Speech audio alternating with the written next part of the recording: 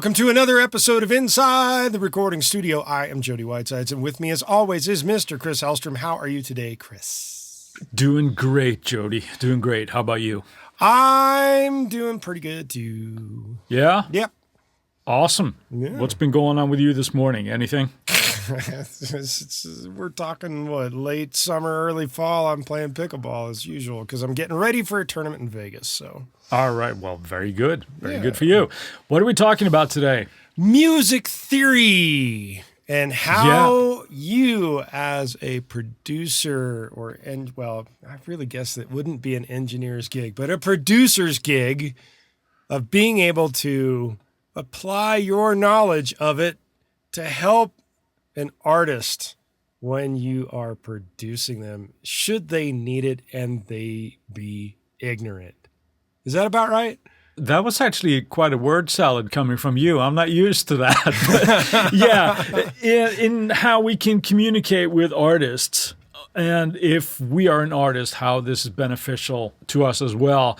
We mentioned in a joking fashion in our talk with Mike Green from Realitone, and we brought up something where Tommy Tedesco would do this and that with changing chords around and throwing around some modal names and things. So it occurred to us that we might want to talk a little bit about this so that that's something that actually means something to people. Sure. We're talking about music to artists and for ourselves. So the first thing I tend to say to people when I'm teaching and I'm starting to talk about music theory, don't do it!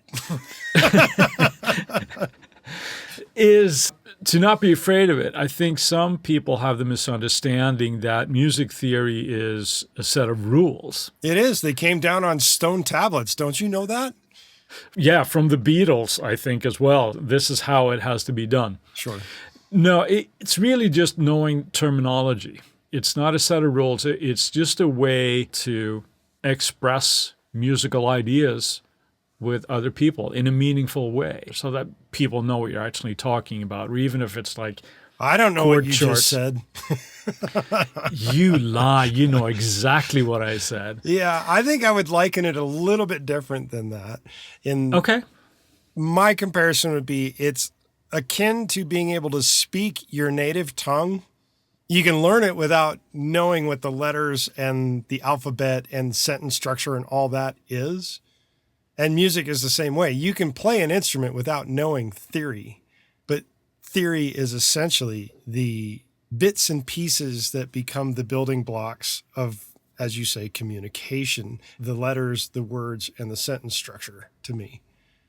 Yeah, I would agree with that. Although my wife would joke that I'm slowly learning how to unspeak both my languages, Swedish and English. So I would absolutely agree with that. I think it's just a way of being able to explain a sound and associating a sound to that. So knowing, if I'm trying to create a certain emotion, to know where can I get that kind of Beatles-y kind of a thing? Okay, well, maybe... I'll go to the Beatles. Yeah, but is it, I'm going from a major four chord to a minor four chord back to one, that type of a thing. And it's like, that's that sound. So it's one of those things that allows us to communicate with other musicians how to get a point across, as opposed to having to sit by an instrument and going, okay, see these keys right here on the piano, press down those, or on the guitar, play the chord right here, That communication gets a heck of a lot easier. In thinking about that, how much music theory do you think you should know? I think it depends on your role or what it is that you're doing. I mean, I don't think knowing a lot in music theory, I don't think it's necessarily a bad thing unless you get so consumed by it that you get paralysis when you're writing something. Or you're thinking, I have to do this because this would be a modal interchange or whatever it is. Right. But I think it depends on your role. If you are, let's say that you're a producer. Right. And you're involved in the writing process, or certainly the arranging process with a band. This is a modern definition to a producer, by the way, because there used to be songwriters that wrote for the bands, and there still are some of those, but The idea of someone who's strictly an arranger is a dying breed. Yeah. No, we're going off on a little bit of a sidestep here, but that's okay. But I want to follow through on that. Mm-hmm. The arranger, because I think today a new type of arranger is somebody that might come in, oh, I'm a vocal arranger. Mm-hmm. You know, where they come in and they work with strictly like backing vocals, or they're stacking harmonies, or maybe they're just the one running the Melodyne rig. I don't know. Well, but that's not really arranging. That's editing and being a right. But it's all of that. So I think that's another one of those words that changes. Let's go back to that producer thing. When you're involved with writing, you can perhaps suggest chord changes if something isn't working. If you have a standard chord progression, we might go, oh, maybe we substitute that chord, or make that a major chord instead of a minor chord, whatever it happens to be. You know, try a sus thing. Something like that, where you can express musical ideas. That, of course, means that the artist that you're talking to have to know what the hell you're talking about as well, right? But then that's not your problem as a producer in that case, I guess. Sure it is. Apparently, if you know more than they do, you have to sugarcoat it and be able to give it to them in a way they'll understand. Indeed, absolutely. What's your take on it, though? I mean, I'm assuming you kind of feel the same way, but what's your angle? If you'd asked me that question 20 years ago, yeah, I would have said, you have to know music theory. Me too. I'm not so sure about that answer anymore. However, is it useful? You're damn right it is. Especially in a writing situation where you're just writing for the freedom of writing, and you get stuck somewhere. Theory is awesome in giving you a roadmap or a topographical map of ways to get out of the situation that you're in to make something cool, would be my thinking on it. Can people do cool stuff without it? Sure. There's tons of bands out there that have been huge successes without any music theory. Does it matter? Maybe, maybe not. If you want a career, it certainly helps. If you want to roll the luck of the dice, then don't learn it. Yeah, I think you said a lot of really good things there. First one being, do you absolutely have to know it? In today's landscape, no, you don't, but it's not going to hurt you either. The second thing that you brought up there, there's a lot of great people that have made careers out of this that don't know this. And I think sometimes it's easy for people to conflate that with, okay, well, then I don't need to know it either. You know? And people, well, Jimi Hendrix didn't know any theory. I'm like, okay, well, first off, how do you know that? But second of all, you're not Jimi Hendrix. You know? So go light your guitar on fire, then we'll talk. Yeah, because I mean, you have to let the talent be able to speak in that way, right? If you don't know this stuff and you can produce quality stuff, then awesome, that's working for you. I would argue that knowing a little bit more about what it is that you're doing is probably not going to hurt you either, because that's already inside of you. You're a big fan of Steve Lukather. I am, yeah. How much theory do you think he knows? An insane amount. Yeah. No, I mean, because I know I get it. I mean, he studied jazz and bebop players and studied with those kind of teachers when he was, coming up, right? Right. But that's another angle, right? If you think of Steve Lukather as the session guy, you come in and you're given charts and stuff to sight read lines on the spot. You have to know this kind of stuff. And if it's like, okay, play over this chord progression, you're not going to have a guy there to show, okay, well, here's your A minor over here. And then when you get up to F, next, you know what I mean? So even guys like him, and also Zach Wilde, he went to music school. He had lessons. He knows what he's doing when it comes to theory and those kinds of things. You're going to find guys in any genre. It doesn't matter if they're guitar players or if they're just straight up musicians. You're going to find a lot of them that actually know a good amount of what they're doing.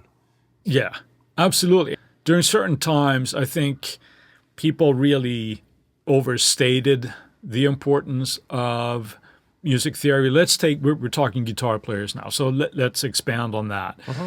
When Yngwie Malmsteen blew up, right, it was a lot of talk about, well, what makes that tick? What's going on here? And we heard ideas like, well, there's a lot of like diminished seven things going on, and harmonic minor on the 5 chord, that kind of thing, right? So people were really hungry for that kind of knowledge. But then the grunge thing happened, and it was sort of like the antithesis to that. It was like, no, it's just pure emotion and all this kind of stuff. And I think it became really hip to say that you really don't know what you're doing. But I think that was just like a blowback to how it was kind of overstated. But in the same breath, I think overstating how little you know was just kind of like a hipness factor as well. Right. Well, let's get back on track here, because you were talking about being it as a producer and getting involved in the writing process. And as an example, I was producing an artist. She had a quite amazing song. However, getting into the studio and recording it took a little bit of finagling, is a good way of saying it. The song, once it was recorded, didn't really have the same spark that it needed in a certain section. She wasn't heavily schooled on music theory.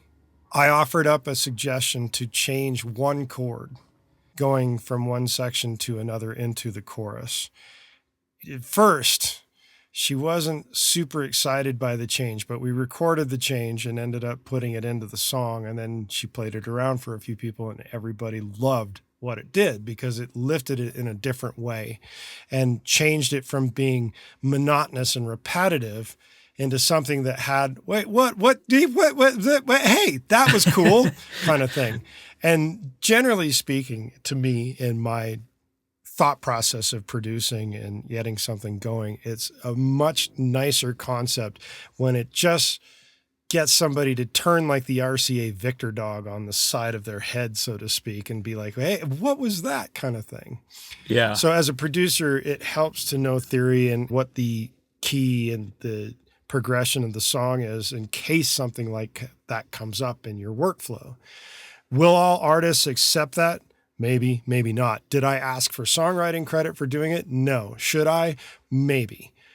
But it wasn't the arrangement that I was looking at stealing something from the artist. I just wanted it to be better. And that's, I think that it's most useful, right? To get more out of a song or an idea, where it's really easy that when we write, we get stuck in certain keys and things that just feel good to us. Without necessarily trying to, we can end up repeating ourselves and doing things. And let's face it, there's still only 12 notes in the Western Hemisphere, right, that we're playing with. So it can be hard to do something new and unique. But that's where it comes in with, like, maybe it's as simple as maybe not even changing the chord itself, but maybe having a different inversion going, thereby allowing the bass line to do something slightly different.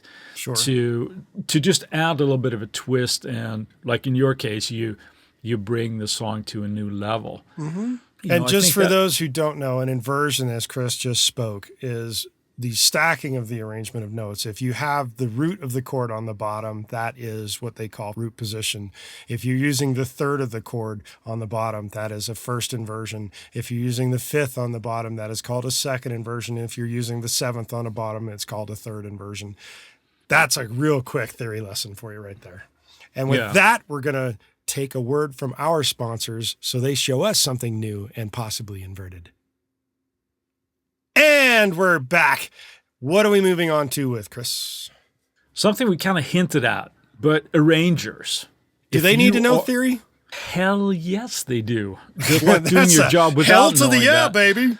Yeah. If you're in charge of arranging, let's go with perhaps like a little bit more of a modern take on the arranger thing. Okay. Right? Let's say that you're the vocal arranger. Throw it down.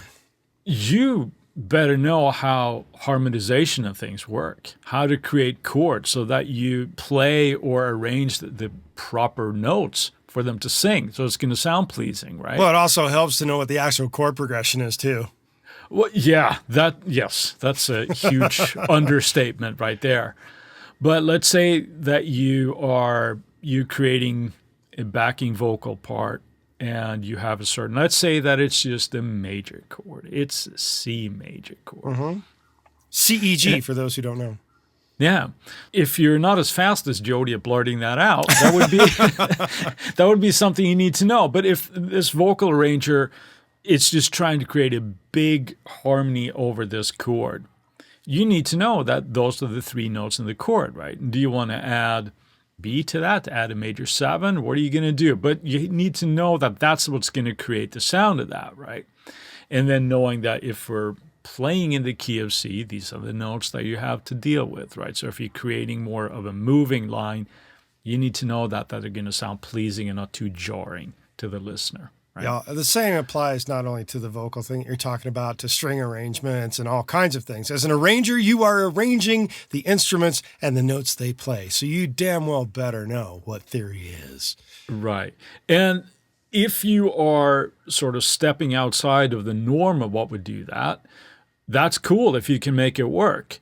But experience will tell you that, as opposed to just having a static harmony moving around when nothing is really going on. It might sound weird, but is it a cool weird? Is that what you're going for? If you're doing like a traditional pop track, you're doing like a soulful R&B, you might not want to get too crazy with the vocal arrangement, so that now you're creating something that would fit on Frank Zappa's Jazz from Hell type of thing, right? Because there's some dense harmony going on there, right? Yeah. He always had dense things going on, though. Yeah, the vast majority of the time, because he was crazy good at all that shit. Right. And he could explain all of this to you as well, so and why it's important. So do you have any examples of working with a vocalist where they didn't know what the hell they were doing and trying to sing harmonizing lines, and you have to kind of pull them out of their headspace and realign what they're doing? I wouldn't say necessarily that they didn't know what they were doing, but there have been certain sessions where instead of having just a sort of like what we'd like to call in Sweden, like a hockey choir where everybody's just kind of yelling, kind of like an AC/DC type of a thing in the background. Well, that's a gang vocal. That's not a harmonizing. No, exactly. But I'm saying instead of doing something like that, maybe have them try to sing the third or the fifth or something. So it's been one of those suggestions kind of thing that I've come across. Other times, I guess I've been fortunate with vocalists that they kind of have an idea what they want to do. Mm-hmm. Not any real horror stories, but it's nice when you don't have those. So, what about you? Here's a real world example. Another artist I'm producing at a given point earlier this year comes in, working on the song, decides they want to sing harmony lines. It's like, all right, great, let's do it. They sing parallel harmony to the main line. Right. It's not often that that's really going to work. Right. And in this case, in this particular song, it was like, that just sounds wrong. But I didn't say it that way. I offered up suggestions and said, hey, let's try to sing what you're doing like this. And I pounded out the notes based on the chord progression instead. And at first, they had a little trouble, so I had to write it in, so to speak, with the piano so they could sing to it, and then give them a little time to sing to it, and then stack that with a couple of other harmony lines that would match that with the chord progression. They got done. They were unsure about it at first, and then the bass player came in and did their thing, and they were like, oh, man, the chords and the way you're singing over them with the harmonies is so cool. And the artist just said, that was Jody's doing.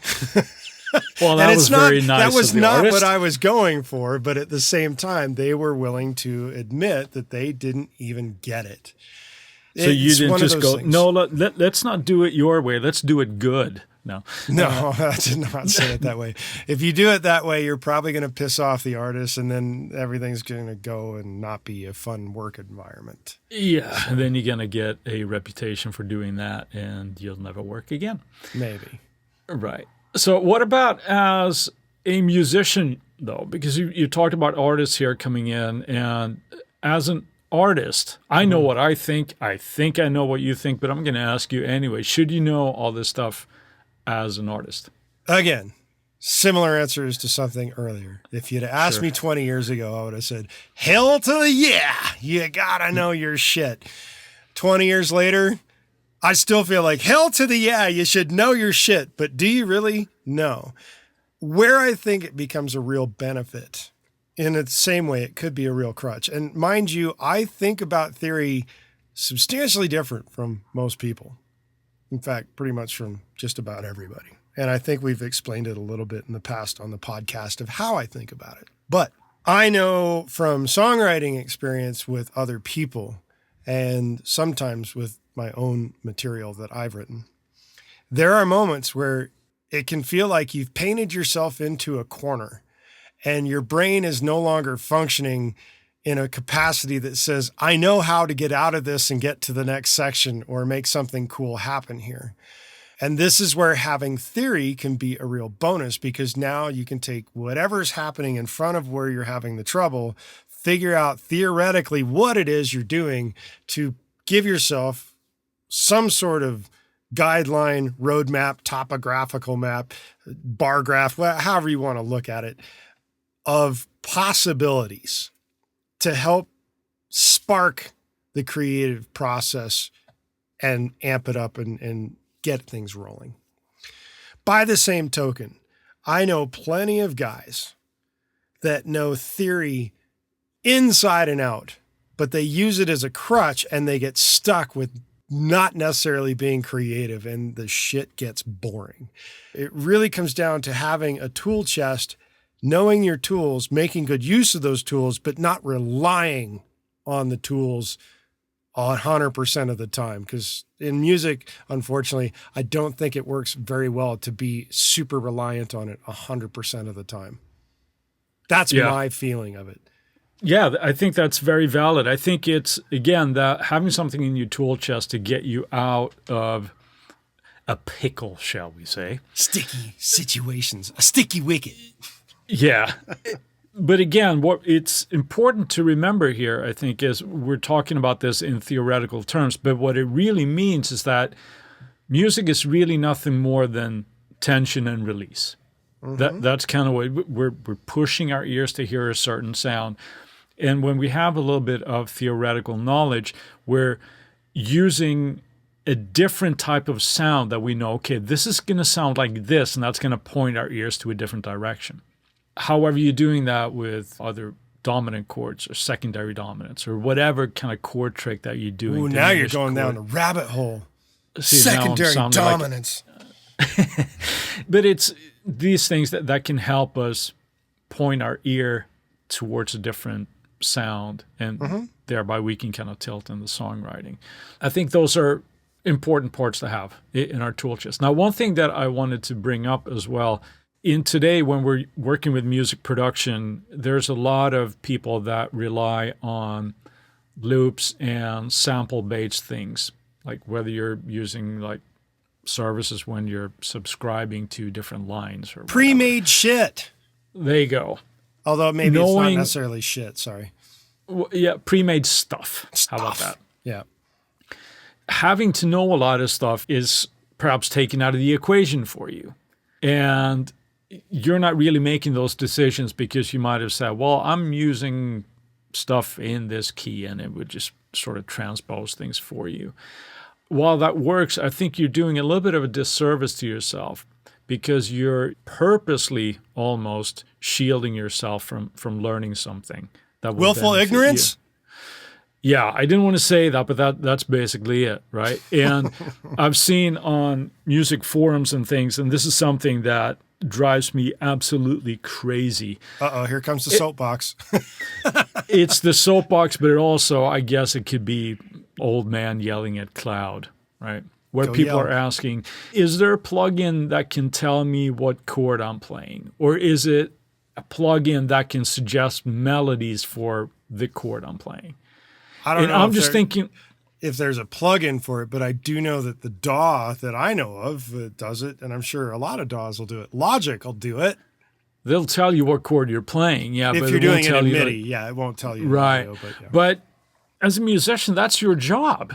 Isn't that's your function, right? That's the way I'm seeing it. I know that might make me sound really old-fashioned, but that's where I think just having a little bit of knowledge will help you along the way. However, I digress. I'm going to move on to a different point here, okay? Okay. You said about people that know a lot of theory, that they can write the same stuff and be very predictable.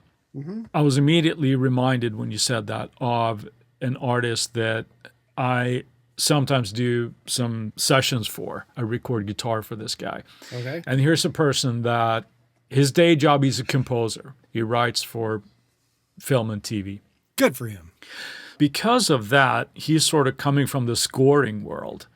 He's a lot less bound to all these. So when he's writing more like pop or rock stuff, sometimes I'm like, how do you write this? This is crazy, because he comes up with all these chord changes that I would not in a million years do.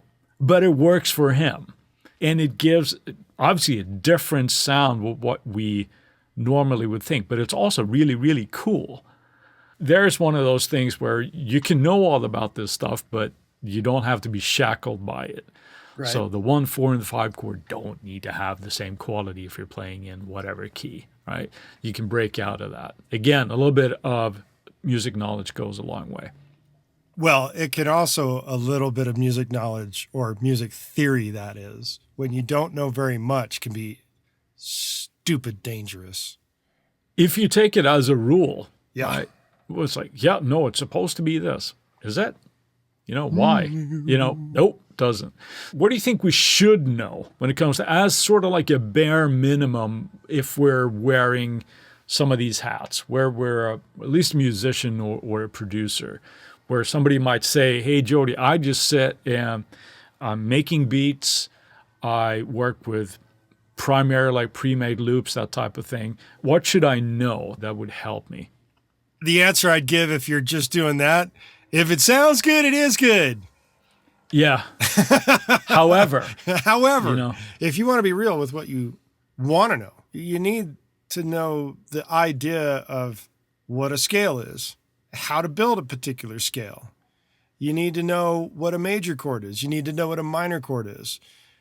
Everything builds off of those two things anyway. Yeah. In terms of the building blocks to music.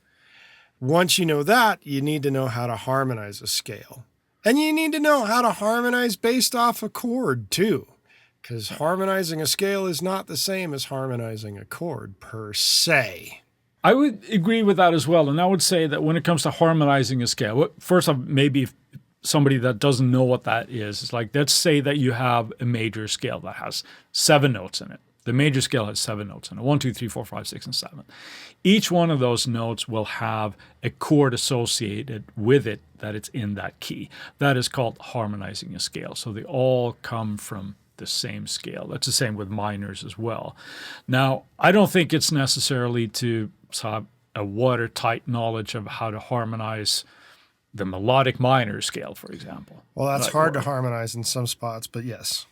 Yeah, but it's one of those things that where you're probably fine, unless you're doing a lot of jazz stuff, you might not need to know all that kind of stuff. But certainly spotting key centers and know what key that we're in. Oh, we're playing in D flat minor. We need to know that so that we can make educated decisions based around that. I'll agree with that. All right, there we go. So I guess we kind of go out on a little bit of a whimper here. It's not so much a whimper. So on that note, anything else that you want to add to that? No, because then it becomes a master class on theory. theory, and we don't need to get into a master class level about it. We just feel that it's a good idea for the producer or the arranger to know a decent amount of theory in case the artist gets stuck. And as an artist, it's a really good idea to know a decent amount of theory in case you get stuck. But as a mix engineer, and that's all you're doing, you probably don't really need to know that much theory. No, then you're better off knowing, frequencies and how to use a compressor, that type of thing. Right. So, however, if you are an engineer who is working on vocal harmonies using auto-tune or Melodyne or repitch, whatever it is that helps you to arrange vocals and tune the instrument of the vocal or other instruments, you probably need to know what the intended note was if you're changing it from wherever it was slightly out of tune from. There you go. Yes, and with that, we're going to move on to our Friday finds. Chris, what have you got today? Have I told you before that I like Heaviosity? I believe the listeners know this by now, unless they're brand spanking new.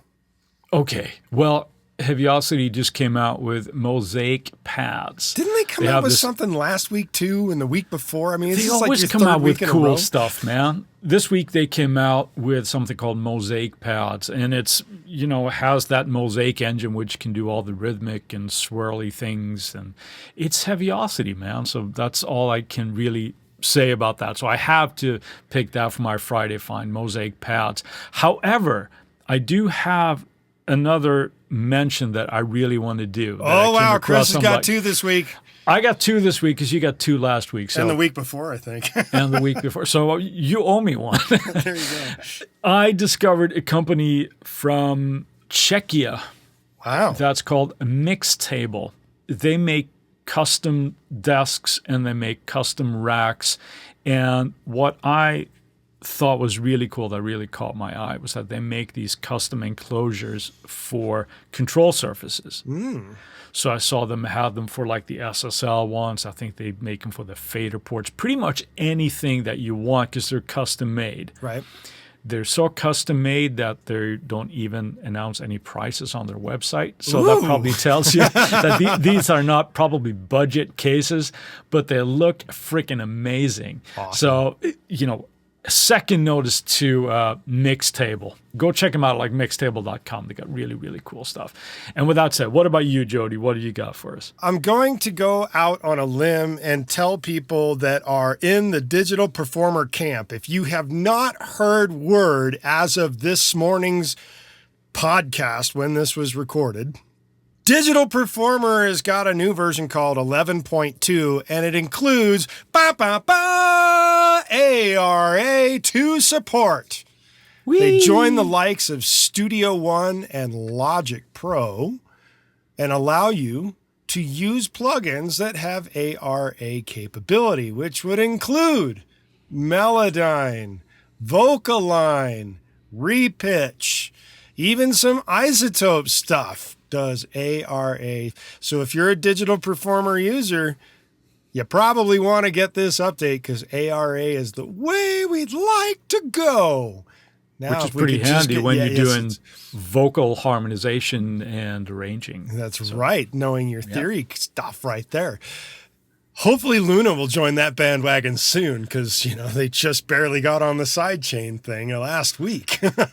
Well, hopefully, right? But there's still a version 1, right? Yeah, so I can't technically. Remember the number. Something like that, yes. Anyway, while we've got your attention, we ask that you go to InsideTheRecordingStudio.com and sign up for our mailing list. Doing so gets you weekly reminders about the Tuesday tips when they come out, and we'll make sure you don't miss any future episodes of this lovely podcast.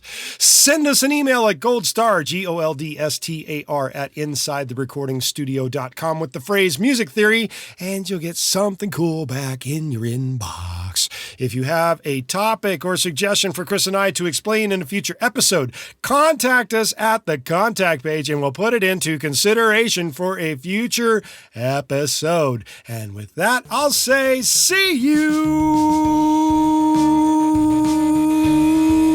next week.